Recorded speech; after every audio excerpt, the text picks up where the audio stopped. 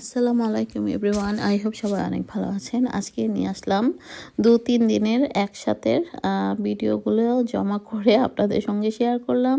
যেহেতু ঈদ চলে আসে, তো ঈদের আগের দিন মানে যা যা করেছে এবং তার আগেও যা যা করেছি সেগুলো একসাথে করে জাস্ট আপনাদের সঙ্গে শেয়ার করলাম। আর ঈদ মানেই তখন যত রকমের কাজ আছে, আর না থাকলেও দেখা যায় টুকটাক করতে করতে মানে কাজ কিভাবে যেন বের হয়ে যায়।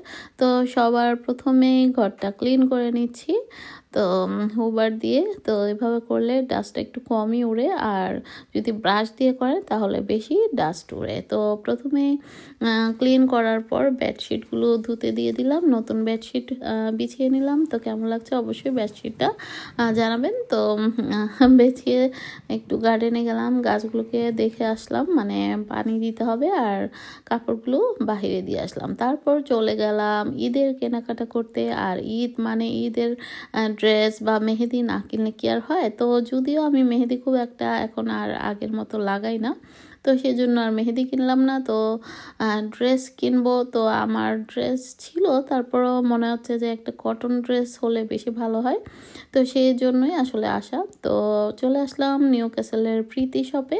আপনারা চাইলে এখানে চলে আসতে পারেন, এখানে জুয়েলারি এবং ভালো ভালো ড্রেস আছে, আপনারা চাইলে কিনতে পারেন। তো এই যে আমি অনেকগুলো ড্রেস ট্রায়াল দিয়েছি, তবে এতগুলো তো আর নিব না, তারপরেও দেখি যেটা ভালো লাগে। তো বাসায় গিয়ে আপনাদের সঙ্গে শেয়ার করব কি কি কিনলাম।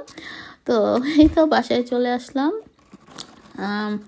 ওয়েদারটা কদিন যাবৎ কি যে একটা বাজে অবস্থা, মানে মানুষের ছুটি ছাটা থাকলে দেখি যে ওয়েদার মানে 12টা বাজে, বৃষ্টি বাতাস খুব মানে খারাপ অবস্থা যায়। তো এই তো বাসায় এসে ড্রেসগুলো দেখছি, তো দুটো ড্রেস নিয়েছি, একটা 1 পিস আর একটা এই যে 3 পিস। আমার ঈদের ড্রেস কিন্তু দেখিয়ে দিলাম, পুরান হয়ে গেল জানি, আগে তো আমরা লুকিয়ে রাখতাম, তো সেটা এখন তো বড় হয়ে গেছি, তাই আর লুকানোর কোনো প্রশ্নই আসে না। তো প্রথমে বাসায় এসে একটু ট্রায়াল দিচ্ছিলাম। তো যাই হোক, দুপুরে খাবার দাবার করে নিচ্ছি। তো অনেকেই তো আসলে রোজা রাখে, আমরাও গতবার রেখেছিলাম, এবার আর রাখা হয়নি। তো যাই হোক, তো এর মাঝখানে কিন্তু অনেক কাজ করেছি। তো রাতের বেলা আমার হাজব্যান্ড আসার সময় কিছু বাজার নিয়ে আসলো, আর এই একটা মানে পারফিউমের মতো, এগুলো হচ্ছে আতর টাইপের। তো আমি আবার আতর একদম পছন্দ করি না, আমার মানে কড়া গ্রান টাইপের কোনো কিছু আমি নিতে পারি না, আমার মনে হচ্ছে যেন আমার মাথা ধরে যায়, আমার দম বন্ধ হয়ে যাবে। তো তাও নিয়ে আসছে, জানে কি জানে না, তারপরেও নিয়ে আসছে। তো যাই হোক, তো সবার ঘরেই তো দেখবেন কোরবানি ঈদ মানে ফ্রিজটাকে সুন্দর করে ফেলা। তো অনেক আইস হয়েছিল, তো আমিও রাত 1টা-1:30 পর্যন্ত এই ফ্রিজটাকে নিয়ে কত কি না করলাম। তো মানে 1টা পর্যন্ত ফ্রিজটাকে ক্লিন করে তো বাজারগুলো গুছিয়ে রাখলাম। তো পরের দিন মানে ঈদের দিন আগের দিন তো চলে যাব, মানে ঈদের দিন তো আর বাসায় থাকা হয় না তেমন, তো চলে যাই শাশুড়ির বাসায় এবং আত্মীয় স্বজনের সবার বাসায়, এখান থেকে ওখানে এভাবে চলতে থাকে সারাদিন। তো যাই হোক, রাতে বাসায় আসি। তো ঈদের দিন বলে কথা, ঈদে যদি একটু রান্না বান্না না করা হয় তাহলে কি আর ঈদ মনে হয়, নিজের বাসায় খাই আর না খাই।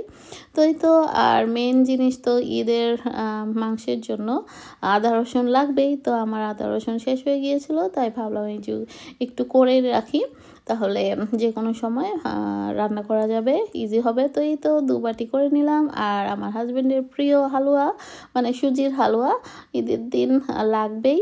আর আমরা সবাই মিলে ঠিক করেছি ঈদের দিন বিকেলবেলা আমরা ভর্তা পার্টি করব। তো সেই জন্য এক একজনের ভাগে মানে ভর্তার আইটেম পড়েছে এক এক রকম। তো আমি 3 রকমের করেছি, আলুর ভর্তা, গ্রিন পিস ভর্তা এবং সিমের ভর্তা। তো যাই হোক, এখন চলে আসলাম গরুর পর্বে। এটা কিন্তু আমাদের গরু বলতে বাংলাদেশে আমার বোনদের গরু, 2 বোনের 2 রকম গরু কিনেছে, তো সেটা আমার সঙ্গে শেয়ার করলো। তো মাশাল্লাহ গরুগুলা সত্যি খুব সুন্দর হয়েছে, হেলদি।